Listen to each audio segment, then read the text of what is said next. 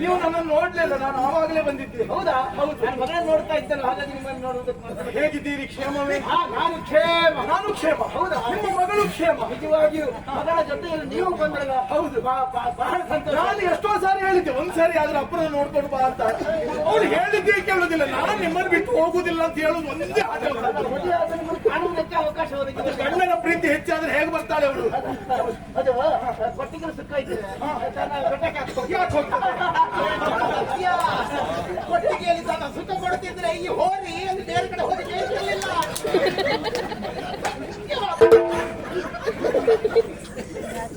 ಅಪ್ಪ, ನೀವು ಮೊದಲು ನನ್ನ ಹತ್ರ ಮಾತಾಡ್ತೀರಿ.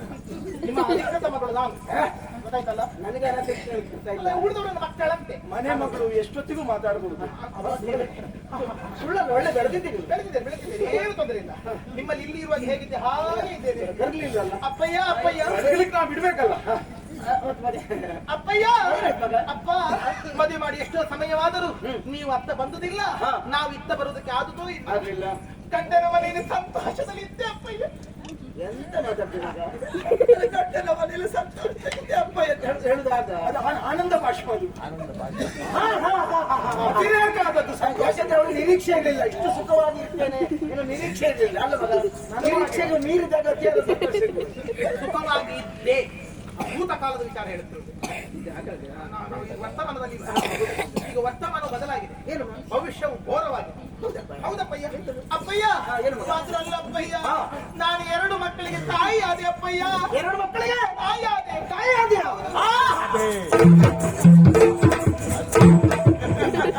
ಅನಂತ ಅನಂತ ಧನ್ಯವಾದಗಳು. ನಿಮ್ಮ ಆಶೀರ್ವಾದ, ನಿಮ್ಮ ಆಶೀರ್ವಾದ ದೇವರ ಅನುಗ್ರಹ.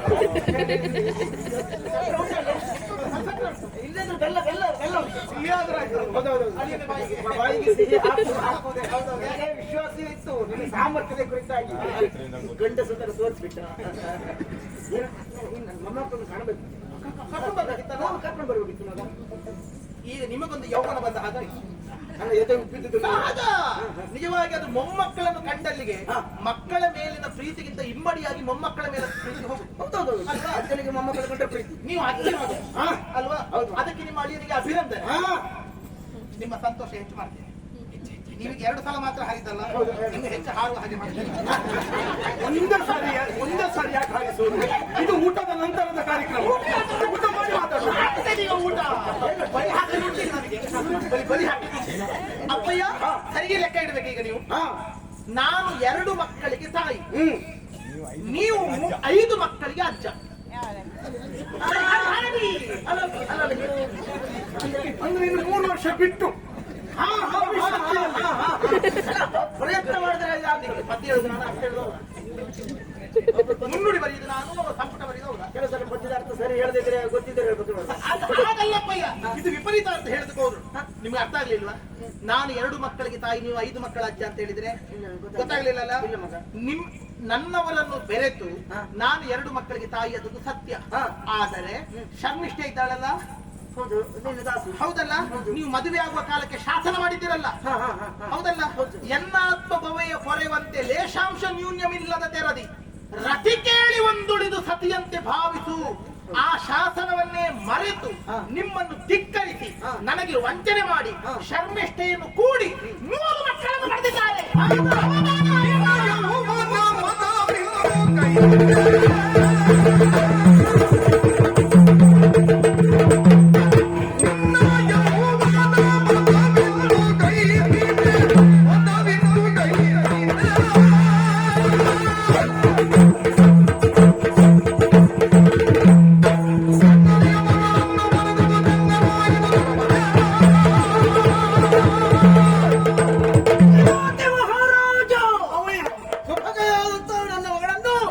ನಿನಗೆ ಧಾರ ಎರೆದು ಕೊಡುವ ಕಾಲಕ್ಕೆ ಪರಿಪರಿಯಾಗಿ ಹೇಳಿಕೊಂಡವ ನಾನು, ಕೇಳಿಕೊಂಡವ ನಾನು. ಆದ್ರೆ ನನ್ನ ಮಾತನ್ನು ಧಿಕ್ಕರಿಸಿ ನಡೆಯುವುದಕ್ಕೆ ಮುಂದಾದೆ. ಅದಕ್ಕೆ ಕಾರಣ ಯಾವಂತ ಅಂದ್ರೆ ನಿನ್ನ ಯೌವನ. ಮನುಷ್ಯನಿಗೆ ಮತ ಇರಬೇಕು. ಆ ಮತ ಎನ್ನುವುದು ಒಂದು ಹದದಲ್ಲಿ ಇರಬೇಕು. ನಿನ್ನ ಮತ ಹದ ಮೀರಿದೆ ಎನ್ನುವುದರಲ್ಲಿ ಅನುಮಾನ ಇಲ್ಲ. ಆದ್ದರಿಂದ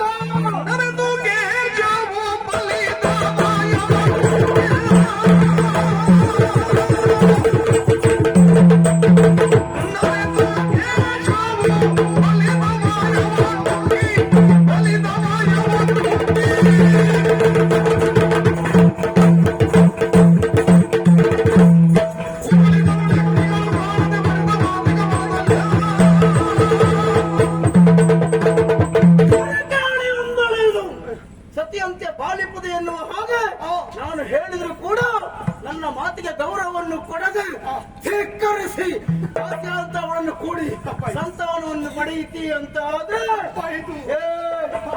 ನೀನು ಮದೋನ್ಮತ್ತನಾಗಿದ್ದಿ, ಕಾಮೋನ್ಮತ್ತನಾಗಿದ್ದಿ ಎನ್ನುವುದೇ ಅನುಮಾನ ಇಲ್ಲ. ಆದ್ದರಿಂದ ನಿನಗೆ ಕೊಡುವಂತಹ ಶಾಪ ಏನು ಗೊತ್ತಾ? ನಿನಗೆ ಅಕಾಲ ವೃದ್ಧಾಪ್ಯ.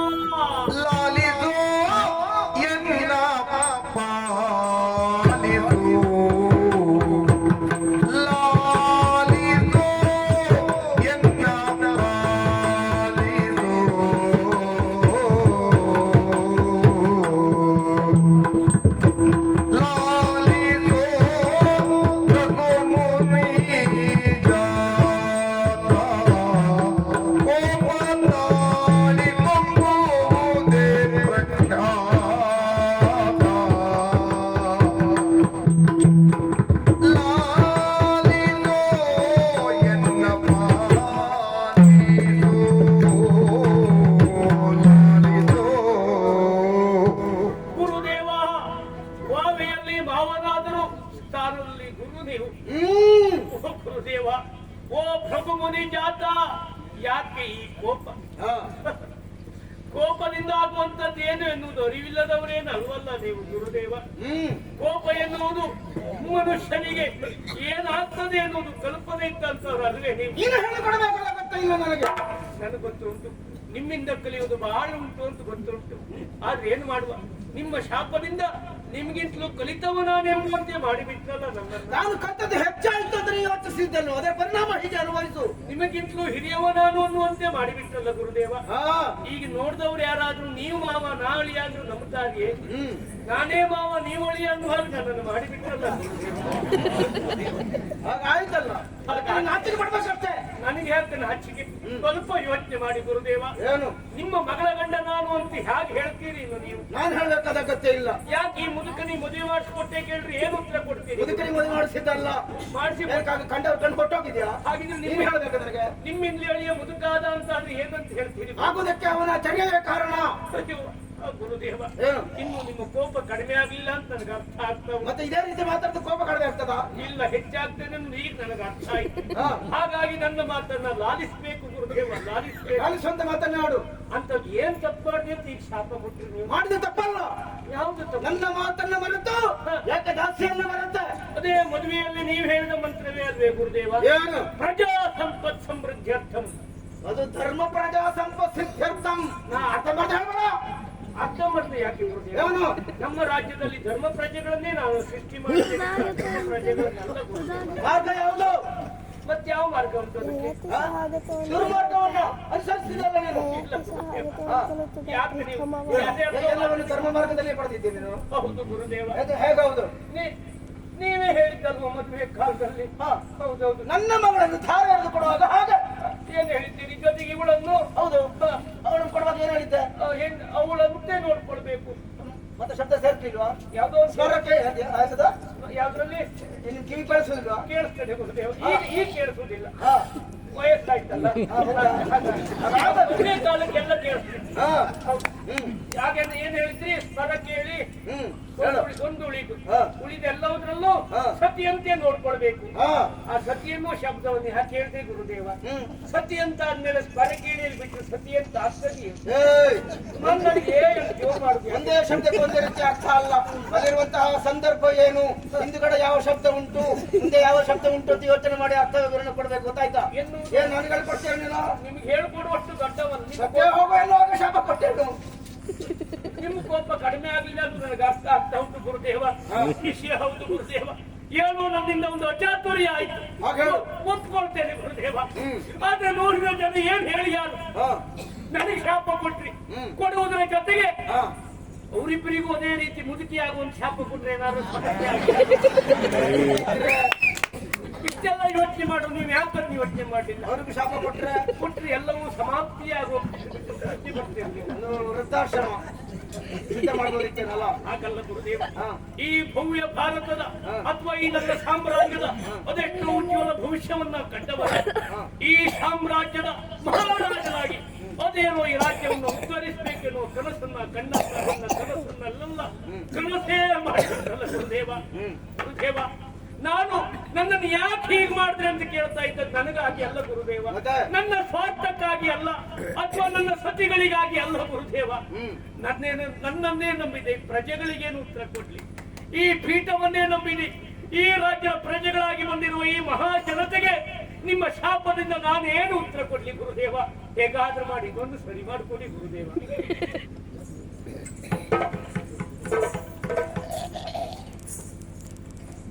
ಗಂಡ ಹೆಂಡತಿಯ ಜಗಳ ಕುಂಡು ಮಲಗುವ ತನಕ ನಾವು ಎಂತ ಬೇಕಾದ್ರೆ ಮಾಡಿಕೊಳ್ತಿದ್ದೇವೆ. ನಿಮಗೆ ಶಾಪ ಕೊಡ್ಲಿಕ್ಕೆ ಹೇಳಿದ್ಯಾರು? ಈ ಮತ್ತೆ ಬರ್ತದ? ನನಗೆ ಈ ಮುದುಕ ಗಂಡನನ್ನು ನೋಡ್ಲಿಕ್ಕೆ ಆಗುದಿಲ್ಲ. ಮಾಡಿದ ಅನುಭವಿಸ್ಬೇಕು. ಅವ್ರು ಮಾತಾಡೋದು ಕೇಳುವಾಗ ಪಶ್ಚಾತ್ತಾಪದಿಂದ ಕೇಳುವ ಹಾಗಿಲ್ಲ. ಅವ್ರು ಮಾಡಿದ್ದನ್ನು ಅನುಭವಿಸಬೇಕು. ಆದ್ರೆ ನನಗೆ ಮುದುಕನೊಟ್ಟಿಗೆ ನಿಂತುಕೊಳ್ಳಿಕ್ಕೆ ಆಚೆಗೆ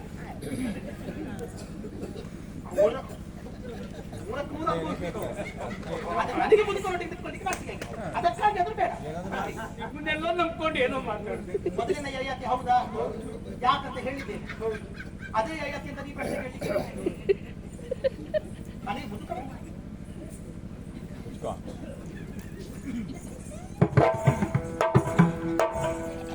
ಅಯ್ಯೋ ಕೇಳಿಲ್ಲವೋರಪ್ಪ ನಿನ್ನ ಮುದಿತನ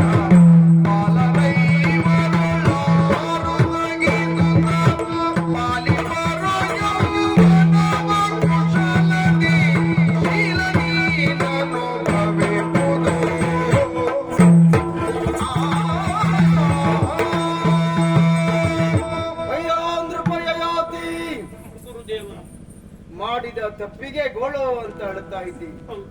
ಕೇವಲ ನನ್ನ ಸ್ವಾರ್ಥಕ್ಕಾಗಿ ಅಲ್ಲ, ಮುಂದಿನ ಪ್ರಜೆಗಳ ಭವಿಷ್ಯತ್ತೇನು, ಈ ಪೀಠದ ಗತಿ ಏನು ಎನ್ನುವ ಹಾಗೆ ಅಳವತ್ತುಕೊಳ್ಳುತ್ತಾ ಇದ್ದಿ. ಸಿಟ್ಟು ಯಾರಿಗೂ ಒಳ್ಳೇದಲ್ಲ ಎನ್ನುವುದು ನನಗೂ ಗೊತ್ತಿತ್ತು ಮಗು.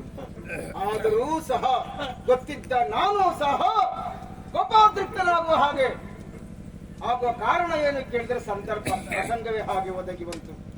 ಆದ್ದರಿಂದ ನನಗೆ ಶಾಪವನ್ನು ಕೊಟ್ಟ ಅಕಾಲ ವೃದ್ಧಾಪ್ಯ ಆವರಿಸಲಿ ಎನ್ನುವ ಹಾಗೆ ಈಗ ಪರಿಪರಿಯಾಗಿ ಬೇಡಿಕೊಳ್ತಾ ಇದ್ದಿ, ಕಣ್ಣೀರ್ಗರೆಯುತ್ತಾ ಇದ್ದಿ. ಏನು ಮಾಡ್ಲಿಕ್ಕೂ ಇಲ್ಲ. ಶಶಿ ಬಿಸಿಯಾಗಿ ಹೋದ್ರು ಸಹ ಋಷಿ ಶಾಪ ಹುಸಿಯಾಗುವುದು ಇಲ್ಲ, ಅನುಭವಿಸಲೇಬೇಕಾಗುತ್ತದೆ. ಆದರೂ ಒಂದು ಮಾರ್ಗ ಉಂಟು ನೋಡು. ಈಗಾಗಲೇ 5 ಮಕ್ಕಳಿಗೆ ತಂದೆಯಾದವನಿಗೆ ನಿನ್ನ 5 ಮಕ್ಕಳಲ್ಲಿ ಯಾರಾದ್ರೂ ಒಬ್ಬರು ನಿನ್ನ ವೃದ್ಧಾಪ್ಯವನ್ನು ಸ್ವೀಕರಿಸಿ ಅವರ ಯೌವನವನ್ನ ನಿನಗೆ ಕೊಡುವುದಕ್ಕೆ ಮುಂದಾಗುತ್ತಾರೆ ಅಂತ ಆದ್ರೆ ನಿನಗೆ ಬೇಕಷ್ಟು ವರ್ಷಗಳ ಕಾಲ ಅವರ ಯೌವನವನ್ನು ನೀನು ಅನುಭವಿಸುವುದಕ್ಕೆ ಸಾಧ್ಯ ಆಗುತ್ತದೆ. ಅದೊಂದು ಮಾರ್ಗವನ್ನು ಮಾತ್ರ ನಿನಗುಂಟು, ಬೇರೆ ದಾರಿಯೇ ಇಲ್ಲ.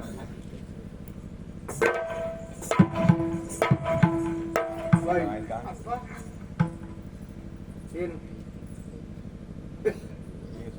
ನನ್ನ ಮಗಳು ನೀನು ಅಲ್ಲ? ಹೌದಾ? ಮಾತಾಡು. ಈಗ ತಲೆ ಮಾತ್ರ ಕುಣಿಸ್ತಾ ಇದ್ದಲ್ಲ. ತಪ್ಪು ನಿನ್ನದಲ್ಲ ಮಗ, ತಪ್ಪು ನನ್ನದ್ದೇ.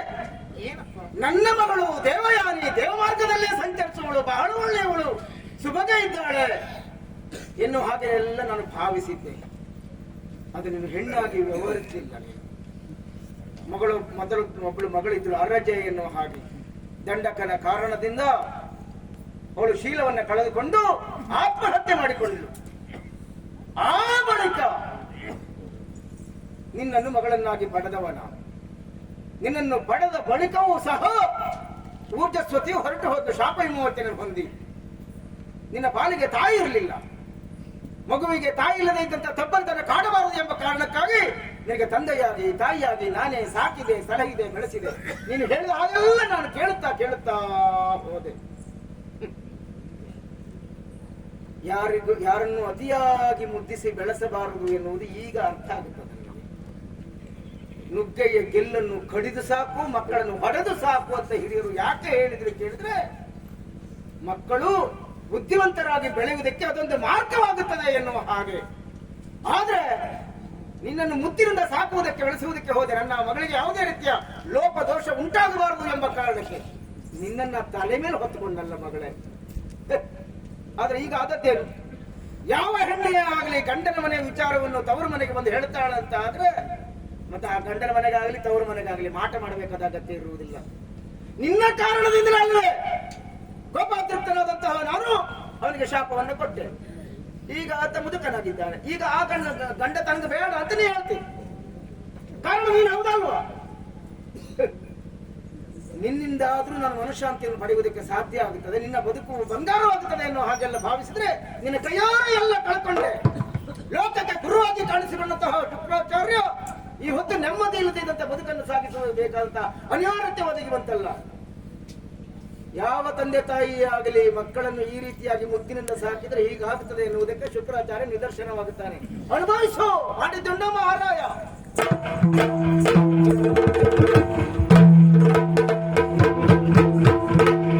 ಸಂಭ್ರಮ ಸಾಕು ನಿಮಗೆ. ಯಾರಿಗೆ ಅದು ನಿಮ್ಮ ಅಂತಹ ಚಪಲ ಬರೆದ ನನಗೊಂದು ಅಪ್ಪ ಸರಿ ಇಲ್ಲದಾಗಿ ಮಾಡಿದ್ರಲ್ಲ ನೀವೆಲ್ಲ. ಆಯ್ತು, ಒಂದು ಕಣ್ಣಿಗೆ ಹಬ್ಬ ಆಯ್ತಲ್ಲ.